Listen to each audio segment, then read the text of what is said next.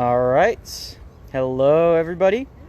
Welcome back to Live in the Wellness Garden.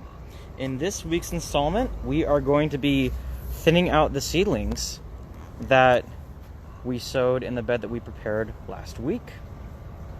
So very exciting. These seedlings have already come up. They look absolutely fantastic. And in this bed, we have growing radish and lettuce in this row. This is the Cherry Bell radish, I believe, and the Muir Summer Crisp lettuce, which is a very heat-tolerant lettuce. We selected that variety because we could still get quite a bit of warm weather prior to the official arrival of winter. So I figured it would be best to grow a variety of lettuce that is a bit more heat-tolerant. And in here, in this row, we have burgundy bush beans and flax. So of course we want to grow beans because beans fix nitrogen, super great for your soil, and the flax also helps to build the populations of mycorrhizal fungi in your soil, which are very important for maintaining soil health and building soil structure. And also flax is a great flower that attracts beneficial insects. It's a pretty small plant and it should grow very well with the beans because the beans will grow a little bit lower to the ground and bush out, and the flax will sort of grow straight up and kind of penetrate through the canopy of beans. And then the rows just repeat. And so we'll take a tour of the garden really quick and then we'll circle back.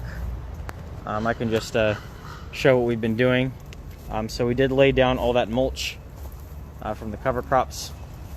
And in addition to the cover crop residues, I did cut back the Mexican sunflower a little bit. We used the Mexican sunflower to sort of feed back the soil. Mexican sunflower right here, this plant, Tithonia diversifolia, makes a great green manure when you dry down the foliage. So by dry weight, it is the NPK of the foliage is very similar to an animal manure. It's like 3-1-4 or something like that. So super rich in nutrients, very rapidly growing plant. And a great thing to grow. It's a perennial. You can cut it back pretty much as you want. Tolerates heavy pruning. We might even cut it to the ground at some point. So yeah, great plant to include in your garden. As far as everything else goes, here we have the research plots. We're going to be doing some hydroponic content next 2 weeks actually, as many of you may have seen on the announcement, so stay tuned for that. These tomatoes just got so big they kind of fell over. And here are the aquaponic ones. The aquaponic ones are bearing the most prolifically. We have a lot of fruit set right now. Check that out. So we have more seedlings. These are the seedlings that we will be using in next week's live when we transplant seedlings into a hydroponic system. Here we have the system right here. There we are. And so we will get these in one of the towers. The bok choy is also almost done. We're going to donate all of this bok choy to the food pantry. And in this tower we have common mugwort and chard. I do like growing mugwort in these towers, and I like growing and consuming mugwort tea in general. It kind of has like a bitter woody flavor, but I find that it makes a wonderful tea, especially for relaxation. And our cherry tomatoes are still going. We're going to leave these for a couple more weeks, and then when the interns come, we are going to sow cover crops in this bed as part of our Healthy Growers training. So the Healthy Growers training, we're hoping to offer that online to the public as well at some point, possibly in the month of November. So stay tuned for that. We have our herbs, some more determinate tomatoes. These are I want to say we have Oregon Spring, Rutgers, and Roma somewhere. Some of them did great, some of them did not.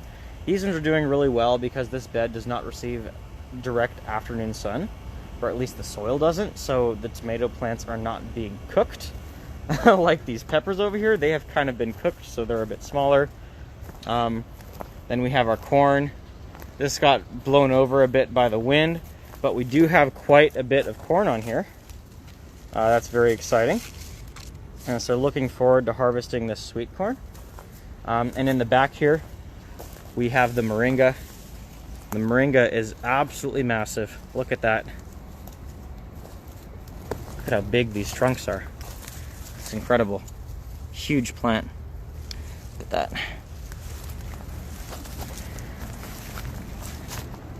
Wow. And we're getting quite a bit of leaf production out of this. I'm going to see if we can harvest all these leaves and dry them down into powder. Hopefully we can utilize this powder in the center somehow, and perhaps donate it to the food pantry as well. And of course, underneath the moringa, we have our Matt's Wild cherry tomatoes. This is a landrace of tomatoes that are from Mexico, and so they're actually quite prolific and quite hardy. So they make a great companion for the moringa. Check that out. Yeah, they don't produce that much, but they do make really delicious little fruit. So, and they reseed themselves very easily. They're very resistant to pests and diseases, and they kind of just grow without much care. That's why I like the Matt's Wild cherry. They kind of just grow, you know, like easiest to grow tomato variety I've ever worked with by far. So, and in here, in these beds, I have planted marigolds. The tomatoes in here never looked great. And I was thinking to myself, oh, it must be the heat. There might be some other stuff going on. And yes, it certainly was the heat, at least partially, because it did get quite hot. But also, I discovered nematode damage on the tomatoes. So parasitic nematodes are a pest that affects the roots of many different plants. And they're notoriously difficult to deal with and get rid of. But there is one way to do it, and that is by planting marigolds, because marigolds produce a root exudate that is toxic to the nematodes. And so if you grow marigolds for a season in your beds, I think it takes a full year to realize the benefits. I read that somewhere. So we might have to keep the marigolds in here for a while. But they'll actually kind of like fumigate the soil. It's called biofumigation.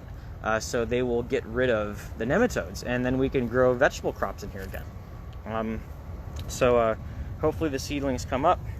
I've had trouble germinating marigolds in the past, but apparently you just want to cover them with the slightest bit of soil because they do need sunlight to germinate. So hopefully they'll come up and do all right. Hopefully the seeds are viable. And they should be. I bought them a couple months ago. So yeah. And then we have the Jerusalem artichokes back here. Sunchokes. It's going to be time to harvest them soon, probably in November. But I have been continually cutting them back and using them as a green manure to feed the soil. So a green manure is really just any plant that you use the foliage of, the leaves, the stems, as a fertilizer. And what you'll do is you'll mulch with it, and it'll break down and release the nutrients into the soil to feed your crops. Here's another green manure plant that we have been growing, pigeon pea. I know we've talked about this one in a previous live. And this one's very rapidly growing. This is a tropical species. Yeah, sunchokes are a temperate climate species, and this is a tropical climate species, and both do pretty well here, as you can see. The advantages of living in a coastal Mediterranean region. So much will grow here. But this one grows quite fast, and I've already cut them back several times. These are a year old, and these will live for around 5 years, get up to 12 feet tall. And of course, really quick, we'll take a look at the fruit trees. We have so many lemons right now. Just like an amazing amount of lemons. We might get like 20, 30 pounds of lemons off of this tree. Really excited to harvest these. I think they're almost ready. I see a couple of them starting to look a little bit yellow, like this one. But that just could be from the sun. So I'm not sure when exactly they'll be ready. Usually they come around November, December, at least my Meyer lemon tree at home. This is a Meyer lemon, so maybe we can expect them around then.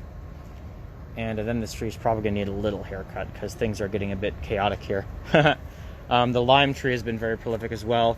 We've already harvested like 7 pounds of limes off of this, and there are more to come. We might top out at about 10 pounds, possibly 12 pounds of limes total harvested this year. And then of course we have kumquats, which will begin around November, December. And we have quite a few on here as well. Kumquats make an amazing marmalade. Anyways, I think that's a pretty comprehensive tour of the garden and how things are doing right now. So we'll get started. And so we're going to talk about thinning seedlings. So if you're not sure how viable your seeds are, or you just want to ensure that you have even germination, you can oversow. You can seed in more seeds than necessary. And this is what we've done in this bed. We sort of just scattered these beans in.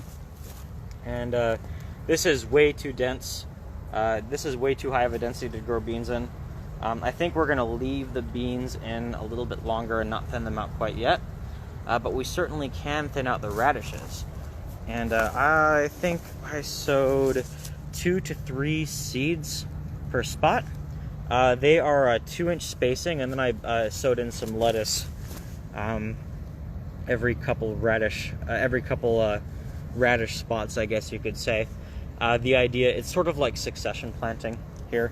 The idea is that the radishes will be done before the lettuce, and then you harvest the radishes, and that gives the lettuce more room to grow. So this allows you to get a larger yield out of a smaller space. Planting this way, you know, it's like it is radish, radish, radish, lettuce, radish, radish, radish, lettuce, I believe. And it's a good time to thin. And then all this other stuff that's coming up is just from the cover crop. And this is one of the disadvantages of growing a very diverse cover crop. A lot of things will reseed themselves and they will become weeds. And it's not that much of a problem, to be honest. Right now they're actually acting in a beneficial manner to the soil because they are feeding the biology, but we don't want them crowding out our vegetables, so it's a good idea to begin thinning them. So we will begin thinning this bed, and then we'll go thin the hydroponic system over there that I showed you guys earlier during the garden tour. So yeah, we can get started. So if anybody has any questions, just feel free to drop them in the chat. We will be checking the chat periodically to see if anybody has any questions or comments. So feel free to ask about this. And I guess before we can get started, I can explain what's going on here with the bed in a little bit more detail. So the idea here is to grow our crops in rows right along the drip lines. As you can see, the drip lines we laid down during the last live are right there. Then in between the drip lines, we're going to apply a mulch. So in this case, we used the residues from the cover crop. This is mostly the sorghum Sudan, and millet with a little bit of corn. And then underneath that, we have our green manure. The green manure that we had available for use here was sunflower, Mexican sunflower, and sunchokes. So all stuff in the sunflower family. Plants in the sunflower family are very mycorrhizal, which means that they encourage the mycorrhizal fungi in the soil, which help plants acquire nutrients. And this is why sunflowers are so hardy. They tend to volunteer so much, and why they can grow in very poor soil and in very tough situations, because they have the mycorrhiza to help them out. They're very good at partnering with the mycorrhiza to get nutrients, and so this means that sunflowers also have very nutrient-rich foliage, pretty much many things in the sunflower family, and they also grow very rapidly, so they make a great green manure. So we were able to utilize that here, and now we can begin thinning. Yeah, again, any questions, comments, feel free to drop them in the chat. And oh yes, I also installed some micro sprinklers just to keep these mulch beds right here moist, to facilitate the decomposition of the green manure. That way the green manure can break down and the nutrients from the green manure can become incorporated into the soil, so that those nutrients can be utilized by our vegetable crops. All right, you ready, Nellie? Yep. You have anything you want to say? Yeah. All right. Yeah, it's very satisfying to see all of these little vegetable seedlings coming up from in between those little slots right there. And as you can see, we tried to cover as much of the soil as possible to protect the microbes from the heat of the sun and UV radiation from sunlight, because we certainly don't want the life in the soil being cooked and irradiated. All right, so I think we can start out with the radishes. So thinning is very easy, and you don't really have to think too much about it. So I'm just going to peel back this mulch a little bit just to make sure I have access to the seedlings. And then we're just going to take our garden shears and we're going to pick the strongest seedling out of the one that's coming up. So I can see that one of these radish seedlings right here got some sort of disease, so we're just going to take that out, probably some kind of fungal disease. And then we are going to cut the weaker one and leave the stronger one, just like that, until we only have one left per spot. So I will say that this is a bit early to thin. You can thin at this point, but it is a little bit early. We could have probably waited another 4 days to a week. And while we're doing this, we can just remove the volunteers from the last crop by hand. Let's just focus on removing the little mustards that are coming up. Nelly. But we don't have to remove all of them. We should leave like maybe about half of them, because they will feed the soil and then come back and thin the rest in a week or two. And while we're doing this, we also want to make sure that, let's not thin the lettuce quite yet. We'll just focus on the radishes today. We also want to make sure that the mulch isn't encroaching into the cropping zone. I'm going to prune back these sunflower logs a little bit. Now these sunflower logs are kind of just like to cover the soil on the edge. It's very easy to use them to cover sort of like any space that you have on the edge of a raised bed, because they are nice and straight and long, and they don't really move around too much, unlike wood chips. So you really want to use wood chips when you have more space to work with, because what could happen is if the wood chips collapse into your seeding zone, the wood chips actually can interfere with germination. They may encourage disease. So we really want to keep the wood chips and other mulches peeled back from the seeding area. There we are. And it's best to try and leave roots in the soil. And the seedlings this small, they'll usually just snap at the stem, so you can kind of just pluck them. But with the radishes, since they are larger seedlings as opposed to the mustard, we do want to cut them with the garden shears. Everything else can be removed. And if you want, you can actually harvest all these volunteers that are coming up and all the other things that you're thinning as microgreens and eat them. Radishes and mustard make great microgreens. I'm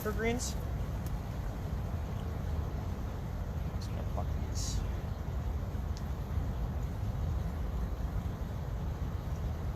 But yeah, what you're looking for when you're looking for what seedling is the strongest is thick stem and tall. But not too tall, not leggy. So leggy means that the stem has elongated to the point where the plant is like falling over or maybe weakened, and this is just usually happens because the plants are not receiving enough light and they're kind of like searching for the light. So you also want to look for plants that have straight stems, so thick straight stems, and that look very vigorous and healthy.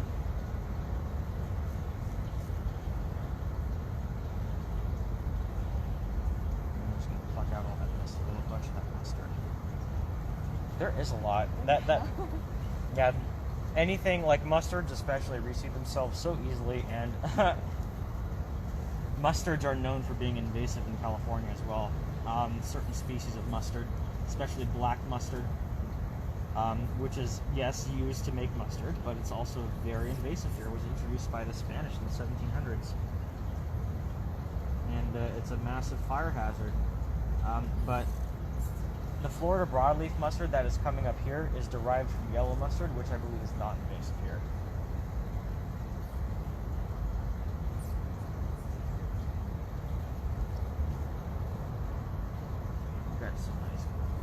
We've got some really nice radish seedlings here. Yeah, they do look quite strong. You know, we did that cover crop, and because we did the cover crop, the seedlings are pretty much plugged into all that good biology that the cover crop built up right away. So now they're coming up really strong, and they're going to produce a great crop for us. And I'm actually thinking, after the radishes finish up, maybe we can seed in some broccoli. and maybe some celery as well. But if we want to do celery, I recommend for celery starting transplants because the seedlings are just so small and so fragile, and it's really easy for them to get messed up. But I have grown celery for a while now, and celery is known for being a tough crop to grow, but you can grow it. I've had a lot of success growing celery in aquaponics actually. It'll get massive in aquaponics, that's for sure. Yeah, some of those lettuces did not come up or have not come up yet, so we're going to leave the lettuces alone. I'm going to go check the chat. It looks perfect in LA. And we could just leave the residues down there. They'll dry up and break down. Yeah, no questions. And yeah, we'll leave the beans.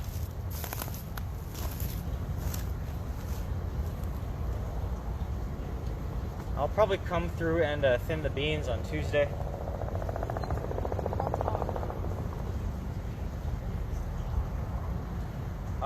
Usually you want to thin after the first true leaves are fully produced, and or not the first true leaves, sorry. The first seed leaves, the cotyledons, are fully produced, and the true leaves are beginning to grow. I'd say that's a good time to thin, because that way, because once the first true leaves begin to form, the plant is really starting to establish itself. That's like really when the plant is like progressing past its infancy and into its juvenile phase. What happened to the beans? It's not a problem, you know. You just I just think it's not necessary until that point, you know.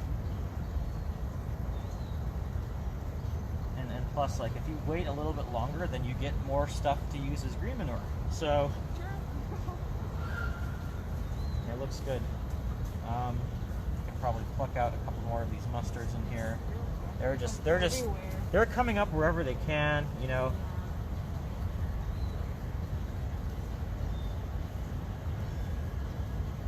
I think where they are from, you know, mustards they are weedy, you know, and they have a role to play in rebuilding soil health.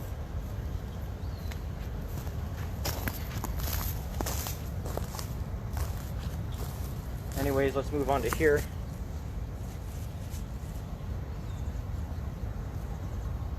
Yeah, very minimal pest damage on these seedlings, which is very encouraging. That means they're very healthy. If you see pests going for your veggies, that means that they're not healthy, usually. For whatever reason. Whether it's environmental factors, or cultural factors, or whatever, you know, or the condition of the soil.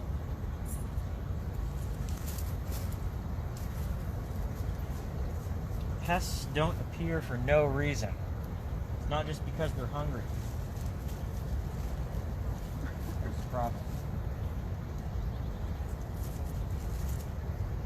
There's a reason, especially why in the late summer you get so many more pests. And that's because plants are stressed out during this time of year. The heat and the intense sun is very stressful for a lot of our vegetables. The lettuce is kind of, I don't know about that lettuce. It's weird because I use very high quality pelleted seeds. I'm not sure what it is. I'm not sure if it has to do with the soil temperatures or what, but you know, lettuce always very reliably germinates for me in a hydroponic situation, but I'm not sure if it does here. And I put two seed pellets per spot this time. That one came out. Yeah, you want to try and keep the roots in the soil as well, because the roots are hosting beneficial soil biology, and you don't want to take out that biology. I feel like everybody who or like a lot of people who garden, not everybody, has the habit of uprooting your crops. I don't do that. Like whether it's the end of the harvest, whether it's the end of the season, it's time to pull them out, or whether you're thinning them, people tend to uproot them, and it's like, yeah, I know that's an easy way to deal with them, but it's not something I do. I don't think it's beneficial personally. I think it's actually harmful for the soil. Like, unless you have some kind of issue, or like with the roots, there's no reason to, like some kind of disease. Yeah, just leave it. Leave living roots in the soil at all times is one of the soil health principles. Or for as long as possible.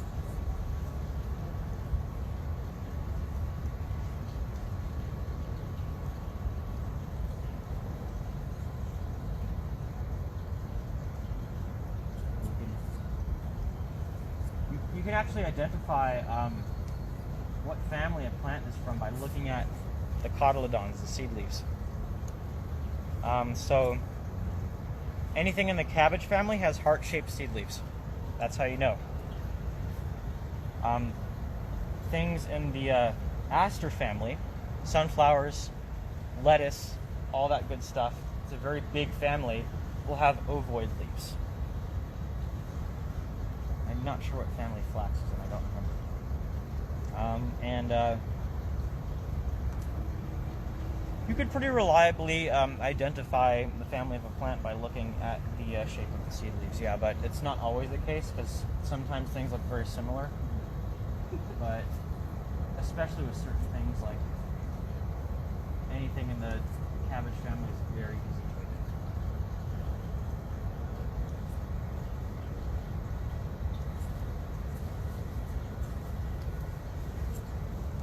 Looks like there are a couple more. Looking good. I'm going to leave some of this buckwheat here. As I was telling Nellie earlier, buckwheat is very, very beneficial for the soil. Buckwheat solubilizes phosphorus by partnering up with certain species of bacteria that do that. So plants and the life in the soil are buddies. They support each other.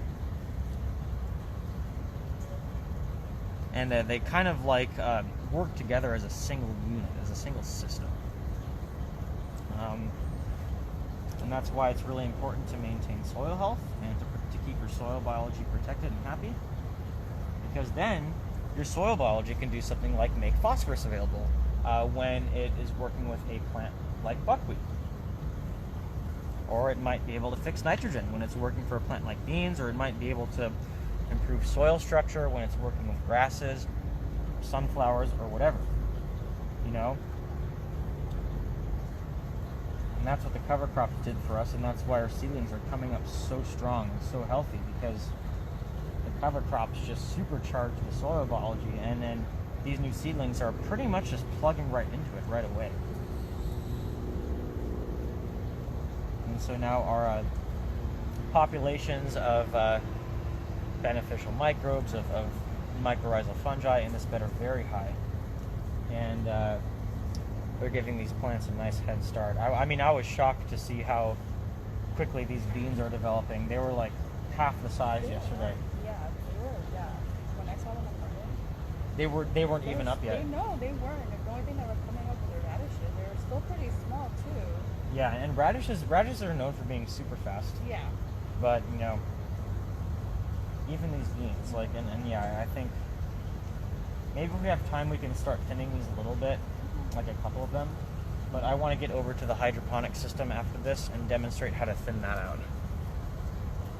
Yeah, we can leave these mustards to grow because they will help to maintain the soil biology. We just want to remove them when they begin when they are getting to the point where they're starting to crowd out the other plants. As I said. We'll leave the flax in. We'll see. We'll leave all the flax in right now and see if we need to thin them. Because flax is, again, it's pretty polite. Until flax begins to flower, it'll just grow straight up. Same thing with buckwheat. They just grow straight up. And the beans will kind of like bush out, you know? And so the beans will actually provide even more shade. We'll take this bean out though. Look at that. That nice little bean shoot. Check that out.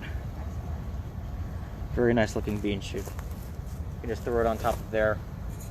You know, plants feed soil whether through their roots or whether through their dead material that is decomposing.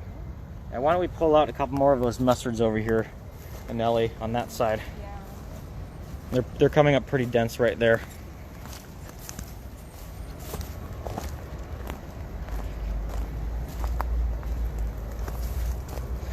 Here's our flax. This is flax.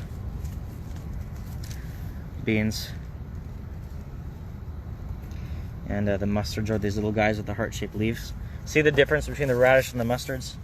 Radish, much bigger. And the mustards are much smaller. That's how you tell the difference in this case. And the lettuces, let's find a lettuce. Right here. Let's take that out. This one right here, that's lettuce. Yeah, looking good. Get the time, 10:30. So yeah, actually I think, you know, since we have a staff meeting after this, what I think we're gonna do is we're gonna thin out the hydroponic seedlings and then call it. That way we have time to finish pruning the lemongrass before the staff meeting. Because we were doing that. So while you're finishing up over here, Nelly, I'll begin making my way over there. What did I do with my pruners? Oh, they're right there. And so lemongrass is a pretty great thing to grow in general. I've noticed a lot of ladybugs on lemongrass here during the spring. They really seem to like it. Ladybug activity is highest during the spring and early summer here. I think after it gets a bit too hot, they kind of like hide out. But they do grow, they do proliferate, especially during the spring. And lemongrass is also great because the leaves are a very long-lived mulch that you can use to cover your soil, and it grows quite rapidly. We're able to cut back this lemongrass and harvest leaves, I would say, probably once a month, and we get a lot of leaves out of it. As you can see, this is a lot. And this is only 2 lemongrass plants. Only 2. Growing in a raised bed. It's pretty incredible. Anyways, here's our hydroponic system. And again, make sure to tune in to next week's live, because we will be demonstrating once again how to transplant plants into this kind of hydroponic system with these zip grow towers right here. Let me see if I can get this open. And then we'll be demonstrating how to start seeds again after that in the hydroponic table. Got some collards coming up right there. And these are a bunch of native plants that I got from Sustainability. Thank you, Sustainability.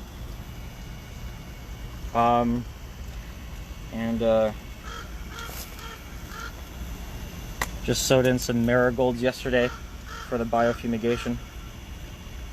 And this is a native gourd, native squash. You can't eat it. So yeah, we're gonna open this tripod back up. There we go. I'm gonna set this up right here. Looks like this irrigation tubing fell out. I had it stored back there, and it just kind of like, I thought you left it. looks like it came out. Yeah, no, it did. I need to put that back later. Yeah, so this is very easy.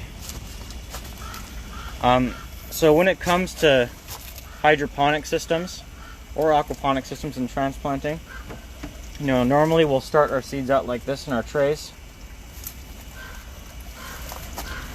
And we'll have a couple of them coming up. And see how these collards are in the cabbage family, and they look very similar to the mustards and radishes when they're young. As I said, you can identify seedlings by looking at their seed leaves. Anyways, we'll let these sort of grow in clusters of 2 or 3, maybe 4 when they're young, and then we'll transplant them. And once we know that they're well established, once they're transplanted, then we will thin them out inside of the system. So let me try and get this closer. So we'll start with the chart up here. I already started thinning them a little bit, but now we want to thin them to 1. Looks like we got a mugwort seedling coming up here. I'll just pull that out. Look at those roots.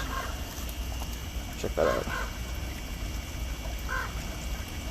Just growing straight into the water. Pretty cool, huh?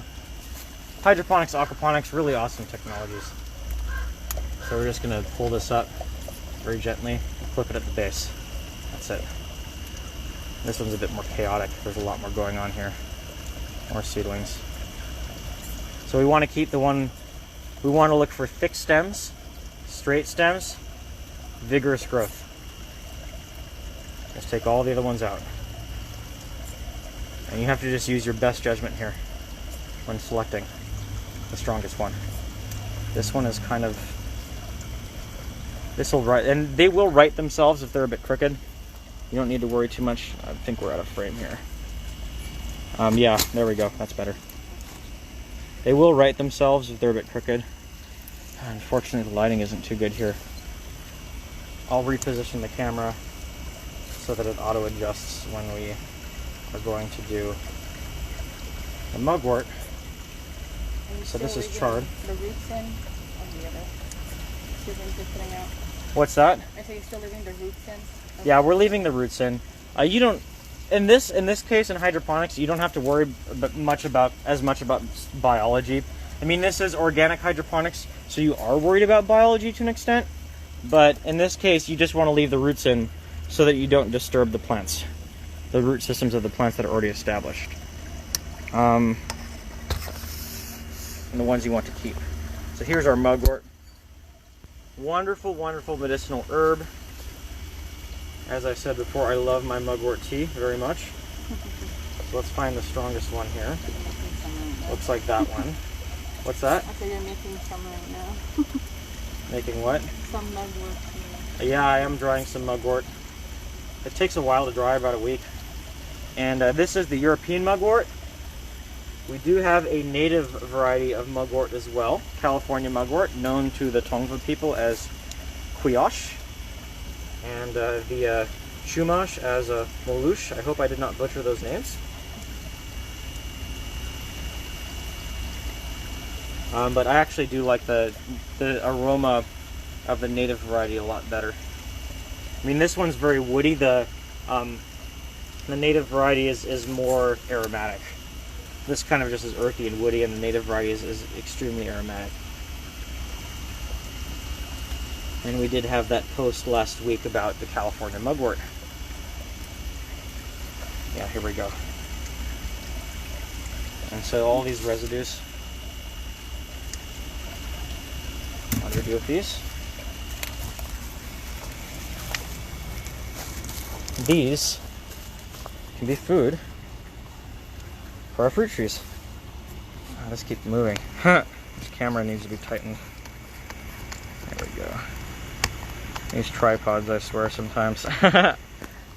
Anyways, I think we're going to wrap it up.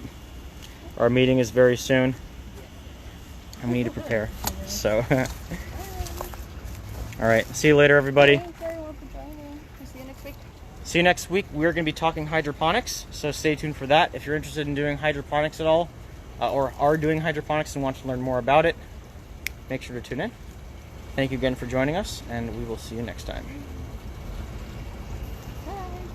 Goodbye.